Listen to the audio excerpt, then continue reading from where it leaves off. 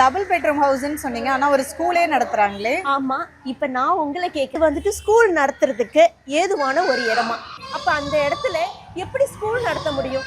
இது நான் பார்த்து கட்டின வீடு சரிங்களா. என் ஹஸ்பண்டோட சம்பள பணம், என்னோட ஏர்னிங்ஸ், எங்கள் சேவிங்ஸ், என்னோட நகனட்டு அத்தனையும் கொட்டி ஒரு அழகான வீடை கட்டினா இவனுக்கு வாடகை விட்ட பாவத்துக்கு இன்னைக்கு நான் வெளியே நிற்கணும். அவன் சொல்கிறான் நான் உள்ளே வரக்கூடாதுன்னு. அம்மாவா இல்லைங்களா? அப்போ இது எந்த வகையில் நியாயம் இல்லைங்களா?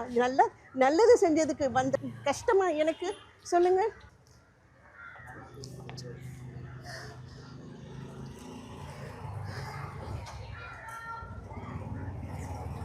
இந்த மகேஸ்வரா ஸ்கூல் நடக்கு இல்லையா, இது யாரோட வீடு? இவங்க வீடு தான். அவரு ஸ்ரீனிவாசன்கிறவரு அந்த பில்டிங்க்கு எப்போ வந்தாரு? வாடகைக்கு வந்தவரா இல்ல அவரு தான் வீட்டு ஓனரா? அது வீட்டு ஓனர்னு சொல்ல முடியாது, ஆனா வாடகைக்கு இவங்க தான் விட்டாங்க. அழுகாதீங்க, வாங்க நம்ம வீட்டுக்கு வாங்க வாங்க. கல்யாணம் ஆகலேருந்து எங்கள் வீட்டுக்கார பழக்கம் நாங்கள் அங்கே தான் இருந்தோம். என்ன நான் போய் சொல்ல விஷயம் ஏன்னா எங்களுக்கு நல்ல பழக்கம்.